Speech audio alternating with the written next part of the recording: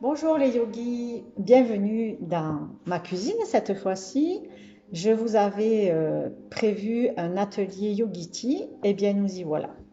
Parmi ces saveurs et ces couleurs, apprendre à préparer ces thés du yogi qui ne contiennent pas de thé, qui ne contiennent que des épices et des plantes. Alors, il est un fondement dans l'Ayurveda ancestral euh, de connaître les propriétés des épices parce que vous savez que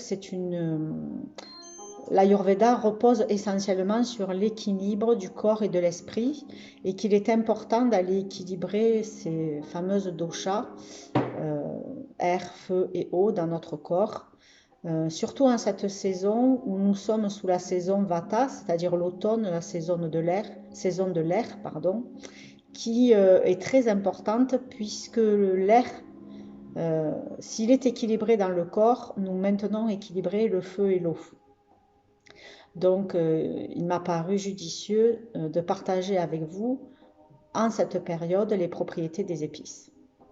Alors, il faut savoir que il rentre aussi en jeu le fait d'aller nourrir notre corps et nos organes tous les jours par la préparation de ces thés du yogi, alimenter nos organes le matin au lieu au contraire ou dans la journée d'aller les encombrer et d'aller équilibrer nos fameux centres énergétiques et donc par voie de conséquence nos émotions. Voilà, donc je vais vous donner aujourd'hui, en tout cas en toute simplicité, quelques fondements sur les propriétés des épices, savoir comment les préparer parce que souvent on commet des erreurs et vous apporter un petit peu plus de saveur et de couleur dans votre cuisine tous les jours afin que vous soyez en meilleure santé et en meilleure santé physique, psychique, émotionnelle et énergétique. Voilà.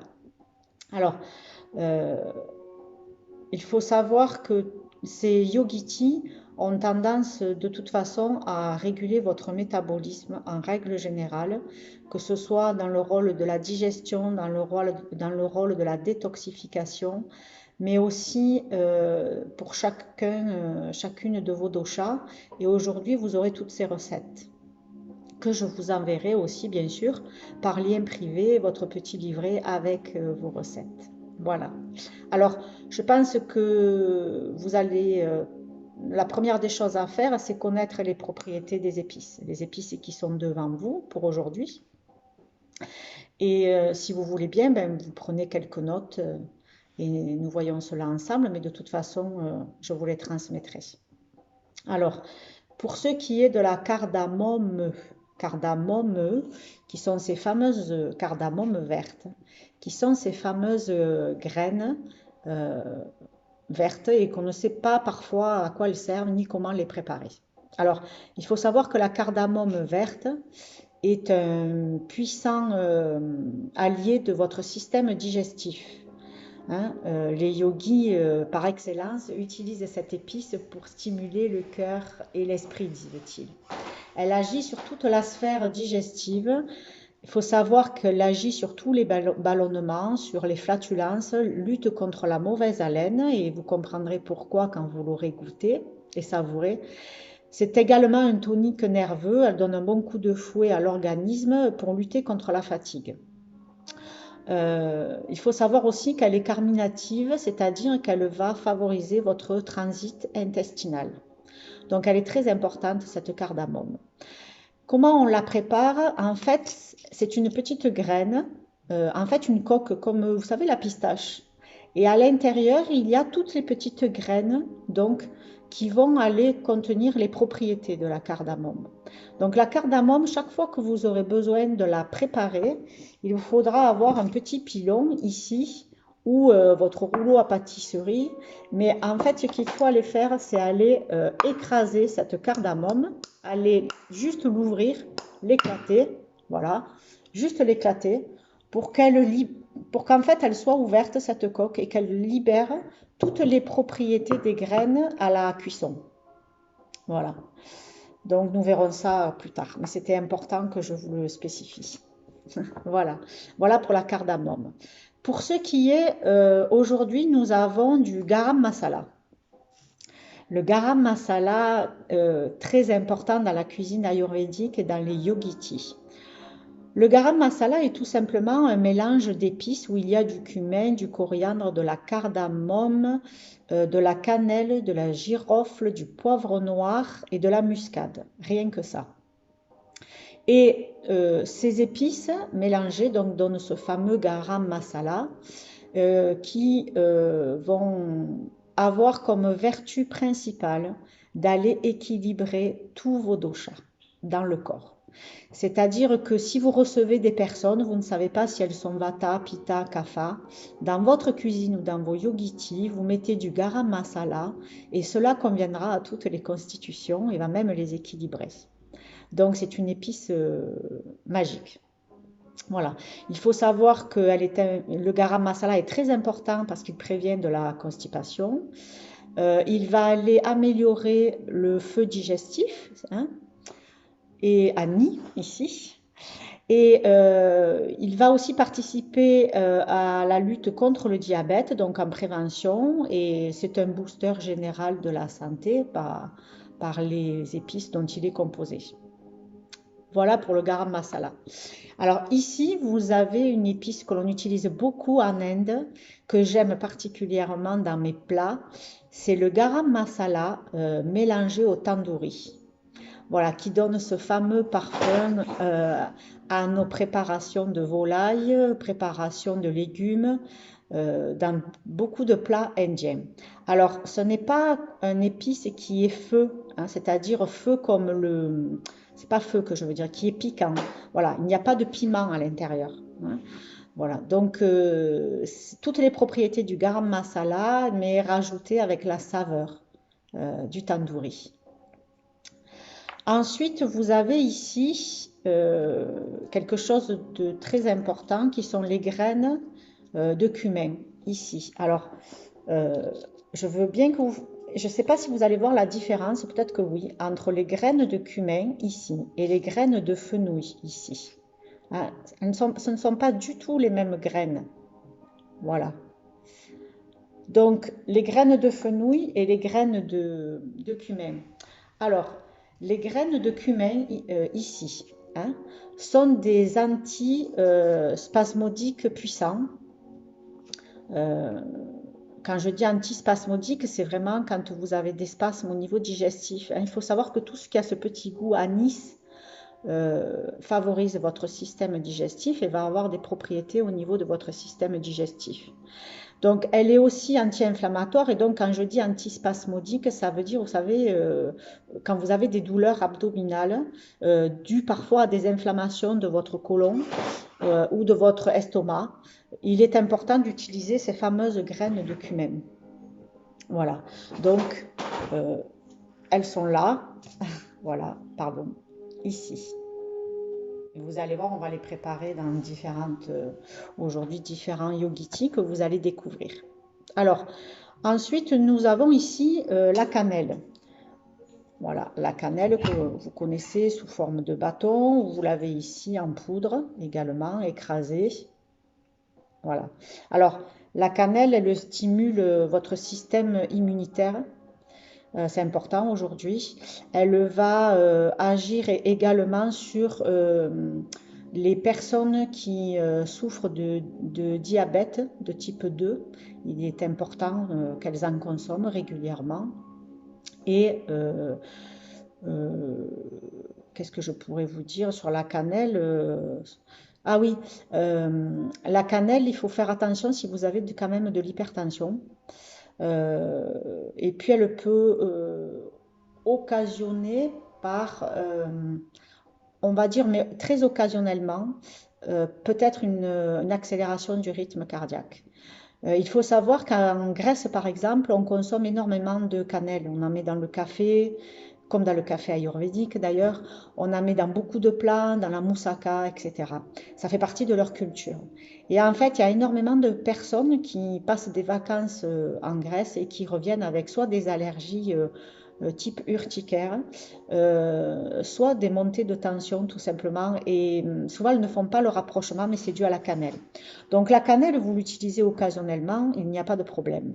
Par contre, si vous avez vraiment déjà des problèmes d'hypertension avérés, ou des problèmes de tachycardie, c'est-à-dire du rythme cardiaque élevé, euh, ne pas en consommer ou en consommer avec modération. Hein. Ce n'est pas parce que vous en consommez une fois qu'il y aura un problème. Vous savez que tout est une question d'équilibre et d'excès. Important de connaître aussi ces contre-indications dans les épices parce qu'il y en a aussi. Ensuite, vous avez ici la muscade. Voilà, noix de muscade euh, que j'aime particulièrement. Et donc ici, il faut se munir pour certaines de vos épices hein, d'une râpe à épices. Voilà, comme ceci, celle-là elle a servi. Hein, ou comme ceci, c'est une toute petite râpe hein, pour vos épices. Pensez à vous en équiper parce que c'est très pratique pour aller râper la cannelle, la muscade, etc. Alors, la noix de muscade est une antibactérienne importante et vous savez qu'elle a des vertus pour les douleurs lombaires. Et oui, les nausées également, et puis tout ce qui est euh, respiratoire. Voilà, elle va améliorer votre système respiratoire. Donc, elle est très importante, cette noix de muscade, et il faut que vous preniez l'habitude de l'utiliser dans vos yogis et dans vos plats, gratins, etc. C'est un parfum très délicat et très important pour les messieurs aussi. Voilà, les problèmes de prostate aussi. Et en Ayurveda, on l'utilise même pour quelque chose de plus particulier dans la sexualité, pour les éjaculations précoces. Elle a des vertus hein, pour les hommes au niveau de la prostate, en fait. Voilà. Ensuite, qu'est-ce que j'ai de beau ici? J'ai des graines de coriandre. Voilà, ces belles graines de coriandre. Alors, moi, j'aime ce parfum dans mes légumes. Voilà, je les fais cuire dans tous mes plats de légumes pratiquement. Même quand je fais mes soupes de légumes, mes pots au feu, je les mets à cuire avec. Vous allez voir aujourd'hui dans la préparation des yogis. Alors, c'est un stimulant pour les intestins. Elles sont diurétiques, donc elles vont vous permettre d'éliminer plus facilement. On l'utilise aussi pour contrôler la glycémie. Euh, Elle va aussi, c'est une épice qui va lutter contre le stress. Voilà, parce qu'elle contient de la limonelle. Voilà, et la limonelle est un agent aussi anti-cancérigène. Alors, les graines de coriandre, parfait, mais elles sont contre-indiquées si vous avez de l'asthme. Voilà.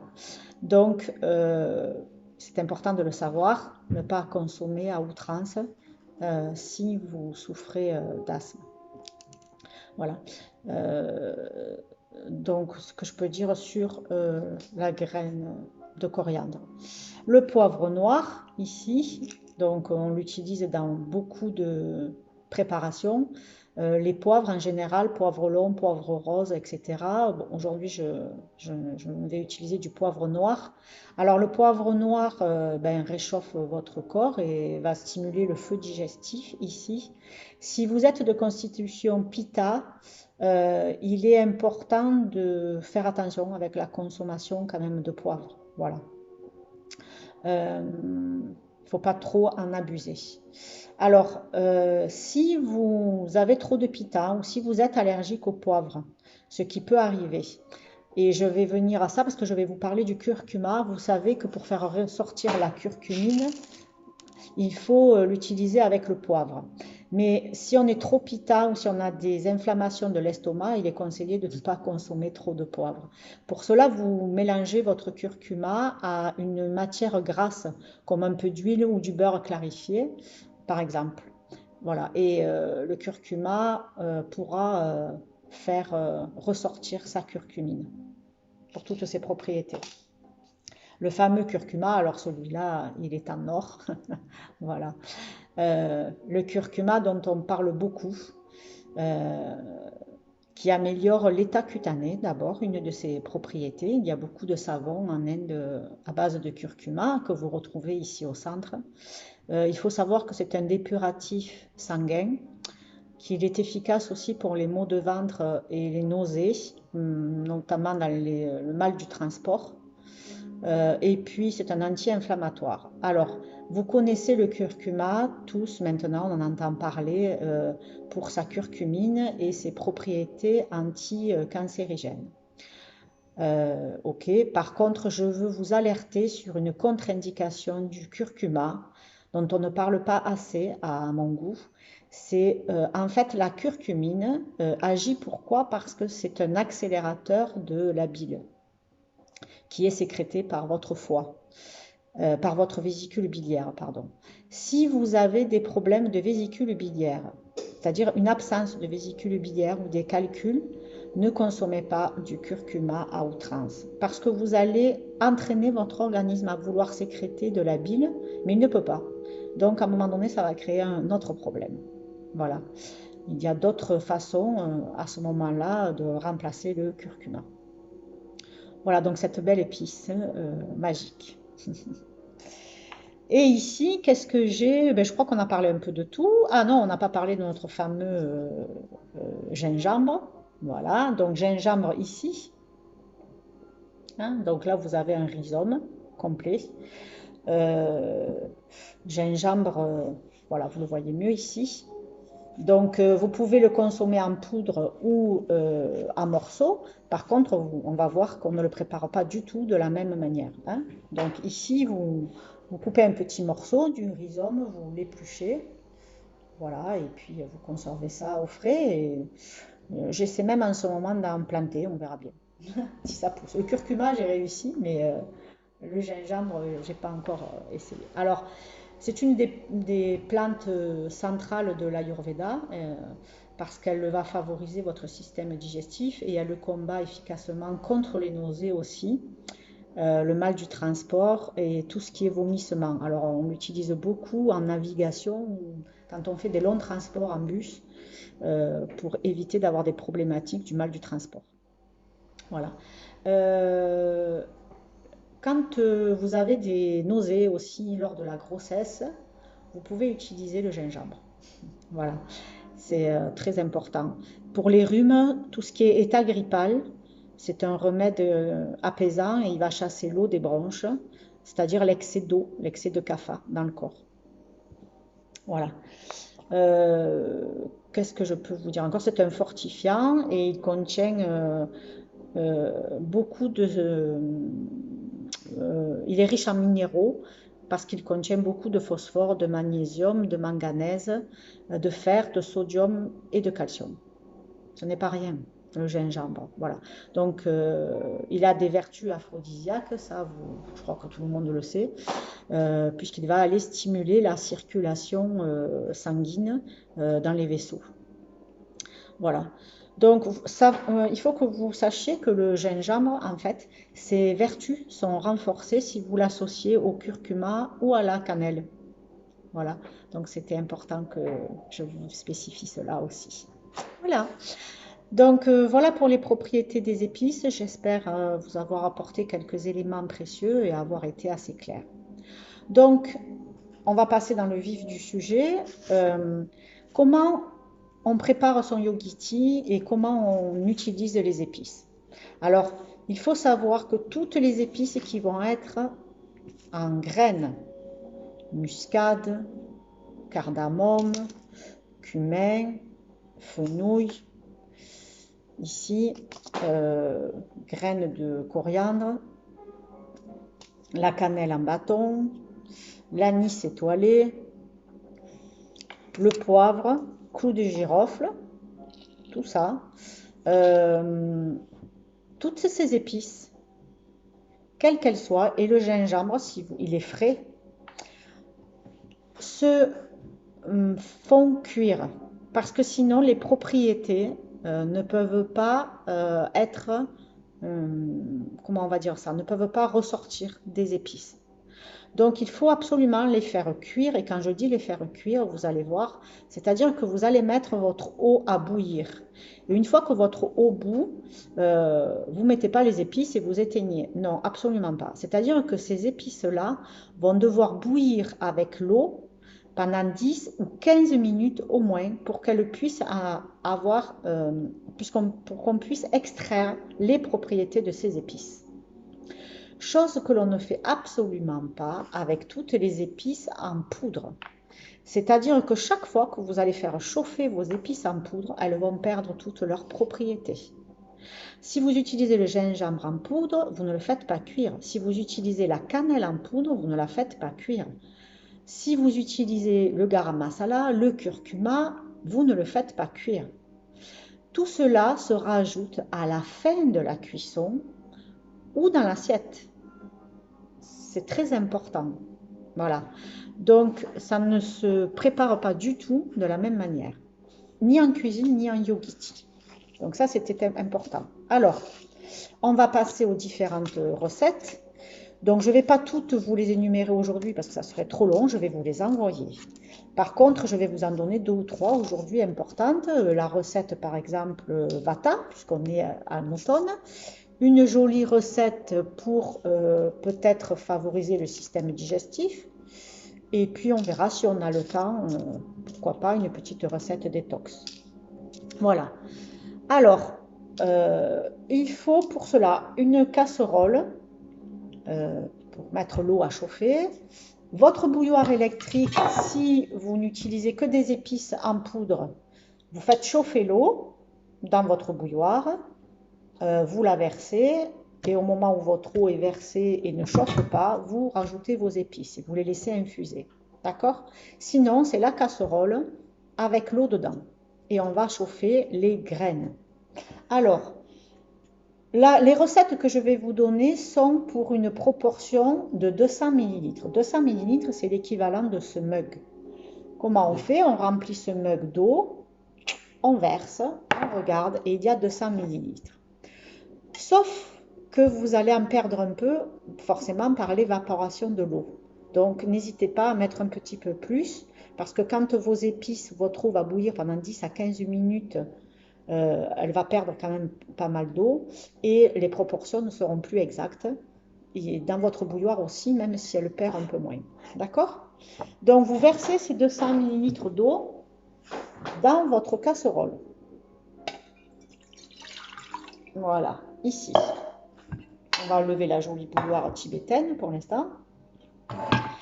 Une fois qu'on a mis notre eau dans la casserole et qu'on va s'apprêter à chauffer, on va mettre nos épices. Alors, les épices et les proportions, je vous les donnerai. Si vous avez une balance très précise, c'est de l'ordre de 2 grammes, 3 grammes, 4 grammes pour chaque épice. En fait, ça correspond à une bonne pincée. Je vais vous montrer aujourd'hui. Alors, aujourd'hui, par exemple, un yogiti, une infusion, enfin, je n'appelle pas ça une infusion, puisqu'en fait, ça va être une décoction. On fait bouillir les épices. Pour, par exemple, le système digestif. C'est-à-dire quand on a du reflux acide, de la diarrhée, par exemple les gastro-entérites aussi, de la constipation ou des ballonnements. Alors, en fait, une mauvaise digestion, donc il vous faut boire ce yogiti, par exemple, après un repas copieux. Donc, sachez qu'on boit toujours un yogiti à distance de son repas, sinon on noie le feu digestif. Donc, il faut attendre bien une demi-heure à 45 minutes, soit le soir, vous la buvez, celle-là. D'accord? Alors, qu'est-ce qu'il faut? Pour 200 ml d'eau, donc une grande tasse, vous allez mettre 4 grammes de curcuma.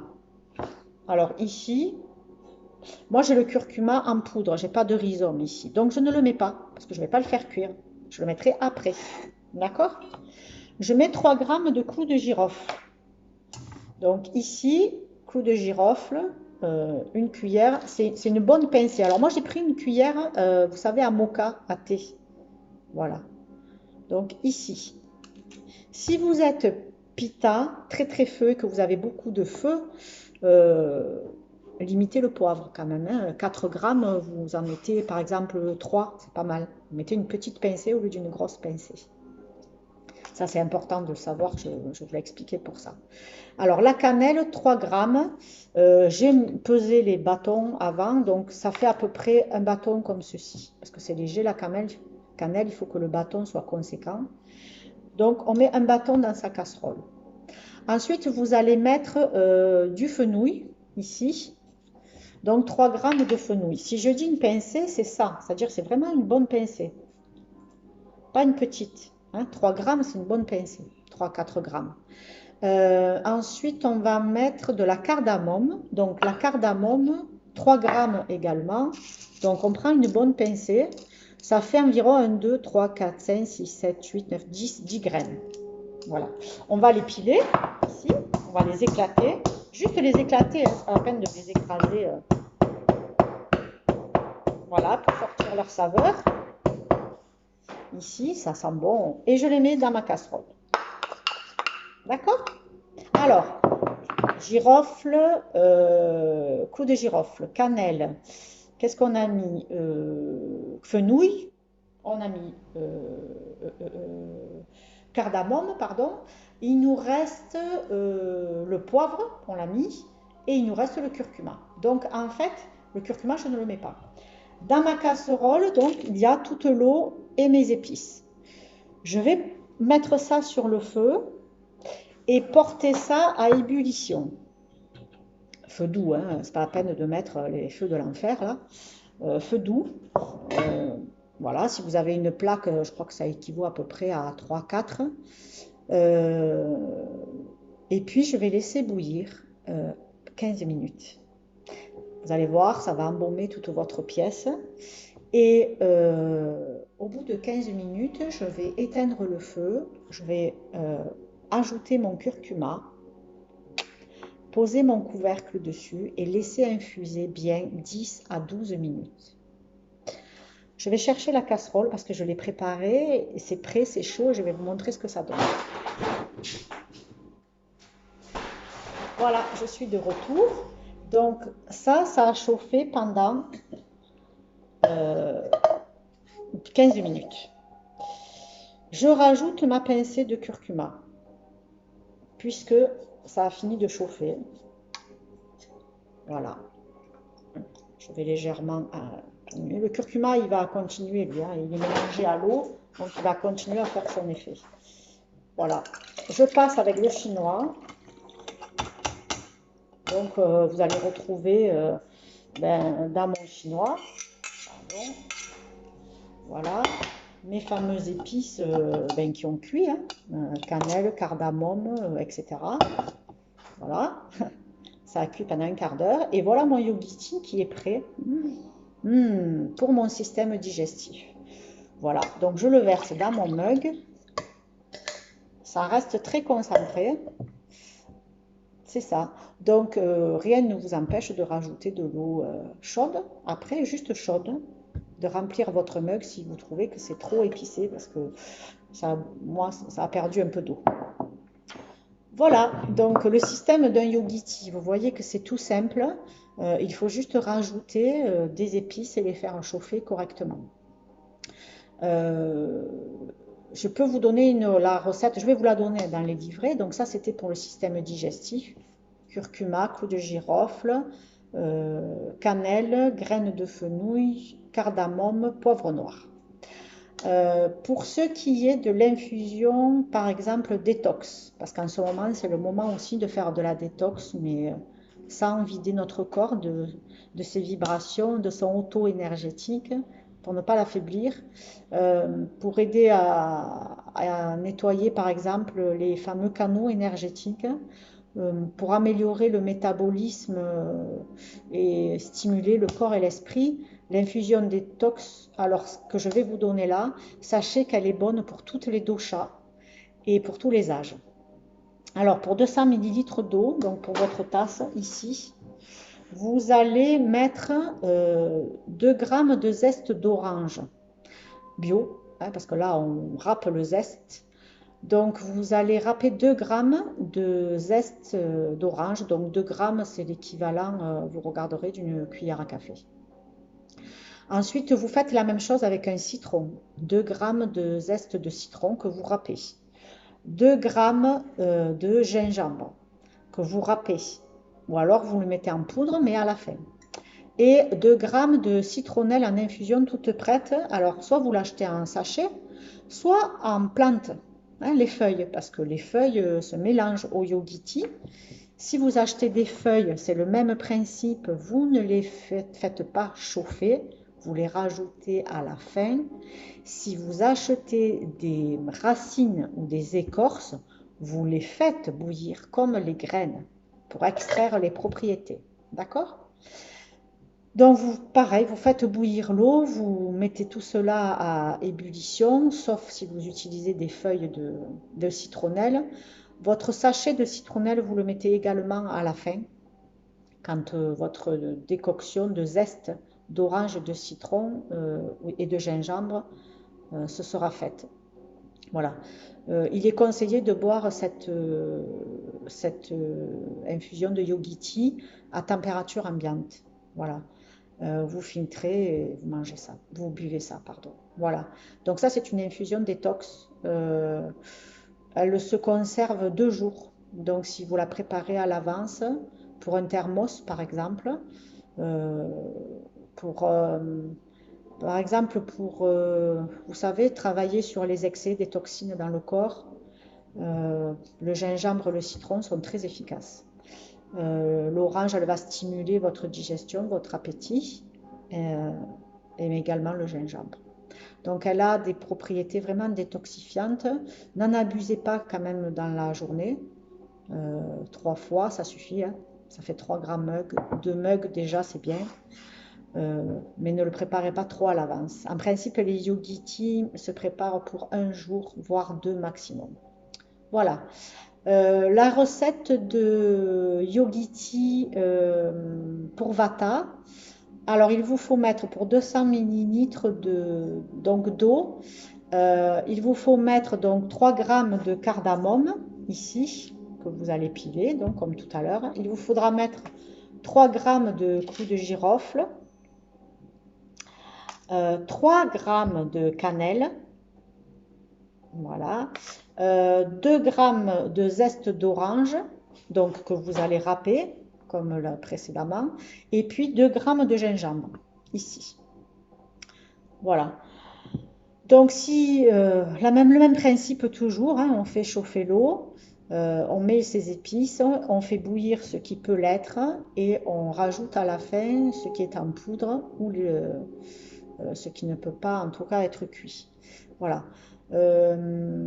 Qu'est-ce que je peux vous dire là-dessus pour donc la décoction Vata va agir sur quand on est en excès de Vata, c'est-à-dire un excès d'air. Elle va détendre le corps grâce aux propriétés du fenouil qui agit sur le stress. Et l'excès de Vata va être amélioré par la cardamome, la cannelle qui va aller rafraîchir ça, rajouter du feu et de l'eau. Vous pouvez utiliser aussi cette détox quand vous avez une mauvaise qualité de sommeil, justement due à Vata, c'est-à-dire par épisode que vous vous réveillez souvent. Qu'est-ce que je pourrais vous dire aussi? On va désintoxiquer le corps des excès donc de Vata dans les canaux par le zeste d'orange et le gingembre.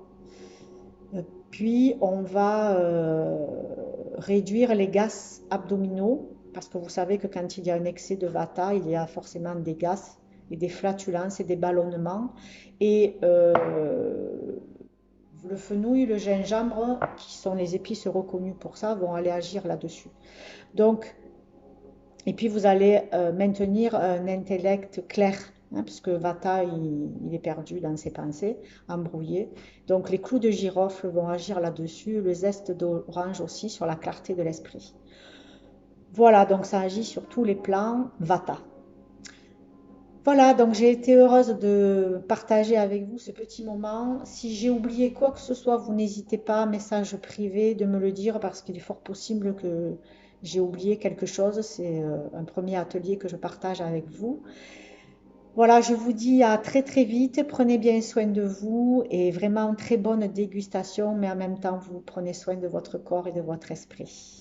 Je vous dis à très très vite pour de nouvelles rencontres. Prenez bien soin de vous. Namasté.